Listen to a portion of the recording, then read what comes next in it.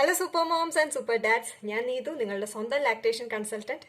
ഈ ചാനലിലൂടെ breast feeding ഫാമിലീസിന് ഒരു ഓൺഗോയിങ് എവിഡൻസ് ബേസ്ഡ് കണ്ടിന്യൂസ് സപ്പോർട്ടാണ് ഞാൻ ഓഫർ ചെയ്യുന്നത്.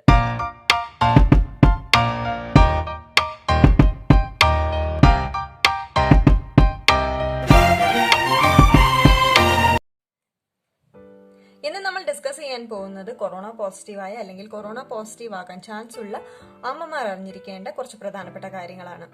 ഈ വീഡിയോയ്ക്ക് 2 ഭാഗങ്ങളുണ്ട്. ആദ്യത്തെ ഭാഗത്ത് കൊറോണയുടെ കാലഘട്ടത്തിനും സിവിയറിറ്റിക്കും അനുസരിച്ച് കുഞ്ഞിനെ എങ്ങനെ പാലൂട്ടണമെന്നതിനുള്ള മാർഗനിർദ്ദേശങ്ങളാണ്. രണ്ടാമത്തെ ഭാഗത്ത് കൊറോണ ട്രീറ്റ്മെന്റിന്റെ ഭാഗമായി അമ്മ എടുക്കുന്ന മരുന്നുകൾ എങ്ങനെ കുഞ്ഞിനെ അഫക്റ്റ് ചെയ്യുന്നു എന്നതിനെ കുറിച്ചുമാണ്. ഈ വീഡിയോയിലെ എല്ലാ സ്റ്റേജസും ഇപ്പോൾ നിങ്ങൾക്ക് ബാധകമായിരിക്കണമെന്നില്ല. കാണുന്നത് ഒരു നഷ്ടവുമായിരിക്കില്ല. എന്തെങ്കിലും നിങ്ങൾക്ക് ഉപകാരപ്പെടുന്ന ഒരറിവ് ഇതിൽ നിന്നും കിട്ടിയിരിക്കും. അറിവില്ലായ്മ നിങ്ങൾക്ക് ഒരിക്കലും ഒരു പ്രശ്നമാകരുതെന്ന് മാത്രമാണ് ആത്മാർത്ഥമായി ആഗ്രഹിക്കുന്നത്. കാണുക എന്നുള്ളത് നിങ്ങളുടെ ഇഷ്ടമാണ്. ആദ്യ ഭാഗത്തിലേക്ക് കടക്കാം. സപ്പോസ് നിങ്ങൾ ഇപ്പോൾ ഡെലിവറിയുടെ സമയത്ത് കോവിഡ് പോസിറ്റീവായി എന്ന് കരുതുക. പാനിക് ആവേണ്ട ഒരു കാര്യവുമില്ല. എല്ലാ ഇന്റർനാഷണൽ നാഷണൽ എൻറ്റിറ്റീസിന്റെ റെക്കമെൻഡേഷൻസ് അനുസരിച്ച് അമ്മയെയും കുഞ്ഞിനെയും സെപ്പറേറ്റ് ചെയ്യേണ്ട ഒരാവശ്യവുമില്ല. സ്കിൻ ടു സ്കിൻ കോണ്ടാക്ട് നൽകുന്നതിനോ ബ്രസ്റ്റ് ഫീഡിംഗ് നടത്തുന്നതിനോ ഒന്നും ഒരു കുഴപ്പവുമില്ല. അപ്പോൾ കോവിഡ് പോസിറ്റീവായ ഒരു അമ്മയ്ക്ക് തൻ്റെ കുഞ്ഞിനെ ബ്രസ്റ്റ് ഫീഡ് ചെയ്യാം. അതിനുള്ള മാർഗനിർദ്ദേശങ്ങൾ എന്തൊക്കെയാണെന്ന് നോക്കാം. ആദ്യമായിട്ട് അമ്മയുടെ മൂക്കിൽ നിന്നോ വായിൽ നിന്നോ വരുന്ന സ്രവങ്ങൾ കുഞ്ഞിലേക്ക് ഡയറക്റ്റ് പതിക്കരുതെന്നേ ഉള്ളൂ. അതിനായിട്ട് അമ്മ ഒരു നല്ല വെൽ ഫിറ്റഡ് ആയിട്ടുള്ള ഡബിൾ ലെയേർഡ് മാസ്ക് യൂസ് ചെയ്യണം. ഏതെങ്കിലും ഒരു നല്ല മാസ്ക് ആയാൽ മതി. N95 കിട്ടുവാണെങ്കിൽ വളരെ നല്ലതാണ്. രണ്ടാമതായി ശ്രദ്ധിക്കേണ്ട കാര്യം, കുഞ്ഞിനെ എടുക്കുന്നതിന് മുൻപായി കൈയുടെ എല്ലാ പ്രതലങ്ങളും സോപ്പ് ഉപയോഗിച്ച് നന്നായി വൃത്തിയാക്കണം എന്നുള്ളതാണ്. അല്ലെങ്കിൽ സാനിറ്റൈസർ യൂസ് ചെയ്യാം.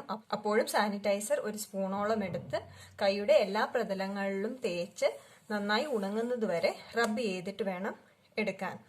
ഇതാണ് സാനിറ്റൈസർ യൂസ് ചെയ്യേണ്ട ശരിയായ രീതി. പക്ഷെ ആരും ഇത് ഫോളോ ചെയ്യാറില്ല. മൂന്നാമത്തെ കാര്യം, അമ്മയുടെ തുമ്മലോ കഫമോ ബ്രസ്റ്റിൽ പറ്റിയാലല്ലാതെ ഫീഡിങ്ങിന് മുന്നേ എപ്പോഴും ബ്രസ്റ്റ് കഴുകണമെന്നുള്ള ആവശ്യവുമില്ല. എന്നിരുന്നാലും നമ്മുടെയൊക്കെ മനസ്സിൽ ഒത്തിരിയേറെ ആകുലതകളുണ്ട്. ഞാൻ കോവിഡ് പോസിറ്റീവായ ഞാൻ എന്ത് ധൈര്യത്തിലാണ് എൻ്റെ കുഞ്ഞിനെ എടുക്കുക? എങ്ങാനും എൻ്റെ കുഞ്ഞും കോവിഡ് പോസിറ്റീവ് ആയാലോ? എന്ത് ധൈര്യത്തിലാണ് എല്ലാവരും ബ്രസ്റ്റ് ഫീഡ് ചെയ്യാൻ അല്ലെങ്കിൽ ബ്രസ്റ്റ് ഫീഡിങ്ങിന് ഇത്രയധികം ഊന്നൽ കൊടുക്കുന്നത്? അതും ഈ കോവിഡ് പോസിറ്റീവായ കാലഘട്ടത്തിൽ. അതൊന്നുകൊണ്ടുമല്ല, കൊറോണ വൈറസ് ഒരിക്കലും ബ്രസ്റ്റ് മിൽക്കിലൂടെ ട്രാൻസ്മിറ്റ് ചെയ്യപ്പെടുന്നില്ല. അതിനു പകരം കൊറോണ പോസിറ്റീവായ ഒരമ്മയുടെ പാലിൽ കോവിഡിനെ ഫൈറ്റ് ചെയ്യുന്ന ആന്റിബോഡീസ് കണ്ടുവരുന്നു. അത് കുഞ്ഞിനെ കൊറോണയിൽ നിന്നും ഡബിൾ പ്രൊട്ടക്ട് ചെയ്യുകയാണ് ചെയ്യുന്നത്. അപ്പോൾ കൊറോണ പോസിറ്റീവായ ഒരമ്മ സാധാരണ ബ്രസ്റ്റ് ഫീഡ് ചെയ്യുന്ന അമ്മമാരെക്കാൾ തൻ്റെ കുഞ്ഞിന് കൊറോണയിൽ നിന്നും എക്സ്ട്രാ പ്രൊട്ടക്ഷനും ഇമ്മ്യൂണിറ്റിയുമാണ് ഓഫർ ചെയ്യുന്നത്. രണ്ടാമത്തെ കാര്യം, സ്ഥിരമായി ബ്രസ്റ്റ് ഫീഡ് ചെയ്യുന്ന അമ്മ അല്ലെങ്കിൽ സ്ഥിരമായി ബ്രസ്റ്റ് എംറ്റി ചെയ്യുന്ന ഒരമ്മ പാല് കെട്ടി ബ്രസ്റ്റ് കല്ലിക്കുന്ന അമ്മമാരെക്കാളും കൂടുതൽ ഹെൽത്തിയാണ്. അവർക്ക് കൊറോണയുമായി പൊരുതാനുള്ള ശക്തിയും കൂടുതലായിരിക്കും. മൂന്നാമത്തെ കാര്യം, ഈവൻ നിങ്ങളുടെ വീട്ടിലെ വേറൊരാൾ, അതായത് കുഞ്ഞിനെ നിങ്ങൾ ഏൽപ്പിക്കാൻ പോകുന്നയാൾ കോവിഡ് നെഗറ്റീവ് ആണെങ്കിൽ കൂടെയും അവർ കൊറോണ വൈറസിന്റെ ക്യാരിയേഴ്സ് ആവാനുള്ള ചാൻസസ് ഉണ്ട്. അപ്പോൾ ഇനി അവരുടെ കയ്യിൽ കൊടുക്കുന്നത് വളരെ സേഫ് ആണെന്ന് നമുക്ക് ഉറപ്പിച്ചു പറയാനും പറ്റില്ല. നാലാമത്തെ കാര്യം, കുഞ്ഞിനെ അമ്മയിൽ നിന്ന് മാറ്റുമ്പോൾ കുഞ്ഞിലേക്ക് ഒരു സ്ട്രെസ്സാണ് രൂപപ്പെടുന്നത്. ഒരു ഫിസിക്കൽ, സൈക്കോളജിക്കൽ, ഇമോഷണൽ സ്ട്രെസ് വരികയും അതിന്റെ ഭാഗമായി കുഞ്ഞിന്റെ ഇമ്മ്യൂണിറ്റി താഴുകയും അതുവഴി കൊറോണയോ അല്ലെങ്കിൽ മറ്റ് രോഗങ്ങളോ പിടിക്കാനുള്ള ചാൻസസ് വളരെ കൂടുതലാവുകയാണ് ചെയ്യുന്നത്. ഇതൊക്കെ കൊണ്ടാണ് കുഞ്ഞ് അമ്മയുടെ കൂടെ തന്നെ, അമ്മ കോവിഡ് പോസിറ്റീവ് ആണെങ്കിലും അമ്മയുടെ കൂടെ തന്നെ ഇരിക്കുന്നതാണ് ഉത്തമം എന്ന് പറയുന്നത്. ഇനിയുള്ളൊരു ഡൗട്ട്, അങ്ങനെയാണെങ്കിൽ ബ്രസ്റ്റ് ഫീഡിംഗ് നൽകണമെന്ന് നിർബന്ധമാണെങ്കിൽ അമ്മ തൻ്റെ പാല് പിഴിഞ്ഞോ അല്ലെങ്കിൽ പമ്പ് ചെയ്തോ ഒരു കുപ്പിയിലാക്കി അത് വേറൊരാളെ കൊണ്ട് കൊടുപ്പിച്ചാൽ പോരെ എന്നാണ്. അങ്ങനെയുള്ള ഒരു സാഹചര്യത്തിൽ, അതായത് അമ്മയ്ക്ക് തീരെ വയ്യ, കുഞ്ഞിനെ നോക്കാൻ വയ്യ, ഫീഡ് ചെയ്യാൻ പറ്റില്ല എന്നുള്ളൊരു അവസ്ഥയിലാണെങ്കിൽ അങ്ങനെ ചെയ്യുന്നതിൽ ഒരു തെറ്റുമില്ല. പക്ഷെ കുഞ്ഞിന് കോവിഡ് പകരുമെന്ന് വിചാരിച്ചാണ് നിങ്ങൾ അങ്ങനെ ചെയ്യുന്നതെങ്കിൽ ഞാൻ മുന്നേ പറഞ്ഞ കാര്യങ്ങളെല്ലാം ഒന്ന് ഓർത്താൽ മതി. 1, കുഞ്ഞിന്റെ ഇമ്മ്യൂണിറ്റി താഴാനുള്ള ചാൻസ് കൂടുതലാണ്. 2, വീട്ടിലുള്ള എല്ലാവരും തന്നെ കൊറോണയുമായി എക്സ്പോസ്ഡ് ആയിട്ടുണ്ടാവും. അവർ നെഗറ്റീവ് ആണെങ്കിൽ കൂടെ അവരതിന്റെ കാരിയേഴ്സ് ആയിരിക്കും. അതുകൊണ്ട് ഇത് ഏറ്റവും സുരക്ഷിതമായ മാർഗമൊന്നുമല്ല. ഇനി മൂന്നാമത്തെ സിവിയർ സ്റ്റേജ് കൺസിഡർ ചെയ്യാം. അതിൽ അമ്മ ഓക്സിജനിലും ICUവിലുമാണെന്ന് വിചാരിക്കാം. അപ്പോഴാണ് നമുക്ക് പമ്പിങ്ങിനെ കുറിച്ചും ഡോണർ മിൽക്കിനെ കുറിച്ചും ചിന്തിക്കാവുന്നത്. നിങ്ങൾ ICUവിൽ വെന്റിലേറ്ററിലല്ലാതെ ഓക്സിജനിലാണെങ്കിൽ പോലും കൈ ഉപയോഗിച്ചോ അല്ലെങ്കിൽ പമ്പ് ഉപയോഗിച്ചോ ബ്രസ്റ്റ് എംപ്റ്റി ചെയ്യുന്നതാണ് നിങ്ങൾക്കും കുഞ്ഞിനും ഏറ്റവും നല്ലത്. ആ പാല് കുഞ്ഞിലേക്ക് എത്തിച്ചു കൊടുക്കാൻ പറ്റുവാണെങ്കിൽ ഏറ്റവും നല്ലത്. അല്ലെങ്കിൽ കുഞ്ഞിലേക്ക് എത്തിക്കാൻ ഒരു മാർഗവും ഇല്ലെങ്കിൽ പോലും ബ്രസ്റ്റ് എംപ്റ്റി ചെയ്യേണ്ടത് വളരെ അത്യാവശ്യമാണ്. പാല് കെട്ടി നിൽക്കുന്നത് ചിലപ്പോൾ നിങ്ങളുടെ രോഗവിമുക്തിക്ക് കാലതാമസം വരുത്തിയേക്കാം. മറിച്ച് എക്സ്പ്രസ് ചെയ്യുന്നത് നിങ്ങൾ തിരിച്ച് വീട്ടിലെത്തുമ്പോൾ നിങ്ങളുടെ കുഞ്ഞിനെ ബ്രസ്റ്റ് ഫീഡ് ചെയ്യാനുള്ള ചാൻസസ് വളരെ എളുപ്പമാക്കുകയും ചെയ്യും. ഇനിയിപ്പോൾ നിങ്ങൾ വെന്റിലേറ്ററിലായിരുന്നു, പാല് പറ്റിപ്പോയി എന്നുള്ള ഒരു സ്റ്റേജിൽ എത്തിയാൽ പോലും തിരിച്ച് നിങ്ങൾ വരുമ്പോൾ ബ്രസ്റ്റ് ഫീഡിങ് നമുക്ക് 1 മുതൽ തുടങ്ങാവുന്നതേ ഉള്ളൂ.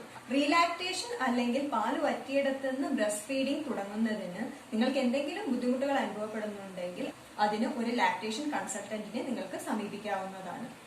ഇനി അമ്മയുടെ പാല് തീരെ കിട്ടാൻ സാധ്യതയില്ലാത്ത ഒരവസരത്തിൽ ഫോർമുലയെക്കാളും നല്ലൊരു ഓപ്ഷനാണ് ഡോണർ മിൽക്ക്. അത് കുഞ്ഞിന്റെ അതേ പ്രായത്തിലുള്ള മറ്റു കുഞ്ഞുങ്ങളുടെ അമ്മമാരിൽ നിന്നാണ് സ്വീകരിക്കേണ്ടത്. അതായത് 6 മാസത്തിൽ താഴെയുള്ള കുഞ്ഞുങ്ങൾക്ക് 6 മാസത്തിൽ താഴെയുള്ള കുഞ്ഞുങ്ങളുടെ അമ്മമാരിൽ നിന്നാണ് ഡോണർ മിൽക്ക് കളക്ട് ചെയ്യേണ്ടത്. മിൽക്ക് ബാങ്കുകളിൽ മിക്കപ്പോഴും അവൈലബിൾ ആയിട്ടുള്ളത് 6 മാസത്തിൽ താഴെയുള്ള കുഞ്ഞുങ്ങളുടെ അമ്മമാരുടെ പാലായിരിക്കും. ഇനി ഒന്ന് ഓൾറെഡി ബ്രസ്റ്റ് ഫീഡ് ചെയ്തുകൊണ്ടിരുന്ന ഒരമ്മ കോവിഡ് പോസിറ്റീവ് ആയതിനു ശേഷം തൻ്റെ കുഞ്ഞിനെ പെട്ടെന്ന് മാറ്റേണ്ട ആവശ്യമുണ്ടോ? അല്ലെങ്കിൽ ബ്രസ്റ്റ് ഫീഡ് ചെയ്യാമോ? ഉറപ്പായും ബ്രസ്റ്റ് ഫീഡ് ചെയ്യാം. ബ്രസ്റ്റ് ഫീഡിങ് ഡിസ്കണ്ടിന്യൂ ചെയ്യേണ്ട ഒരാവശ്യവുമില്ല. അതുപോലെ തന്നെ ആ കുഞ്ഞിനെ നിങ്ങൾ ഗ്രാൻഡ് പാരൻസിൻ്റെ അടുത്തേക്ക് വിടാതിരിക്കുകയാണ് ചെയ്യേണ്ടത്. കാരണം ആ കുഞ്ഞ് ഓൾറെഡി ഒരു കാരിയർ ആയിരിക്കും. ഗ്രാൻഡ് പാരൻസിൻ്റെ അടുത്തേക്ക് മാറ്റി വിടുന്നത് വഴി നിങ്ങളുടെ പാരൻസിനെയും കുറച്ചുകൂടി ഒരു റിസ്കിലേക്കാണ് തള്ളിവിടുന്നത്. പിന്നെ ഓൾറെഡി ഫീഡ് ചെയ്തുകൊണ്ടിരുന്ന കുട്ടിക്ക് പെട്ടെന്ന് ബ്രസ്റ്റ് ഫീഡിങ് നിർത്തുമ്പോൾ അതൊന്നുകൂടെ വലിയ സ്ട്രെസ് ഉണ്ടാക്കുകയും പെട്ടെന്ന് ഇമ്മ്യൂണിറ്റി സപ്രസ് ആവാനുള്ള ചാൻസസും വർദ്ധിപ്പിക്കുകയാണ് ചെയ്യുന്നത്. ഇനി നമുക്ക് കോവിഡ് ട്രീറ്റ്മെന്റിന്റെ ഭാഗമായി എടുക്കുന്ന മെഡിസിൻസിനെ കുറിച്ച് നോക്കാം. ഈ മെഡിസിൻസ് എടുക്കുന്നത് കൊണ്ട് നമ്മൾ ബ്രസ്റ്റ് ഫീഡിങ് നിർത്തണമോ?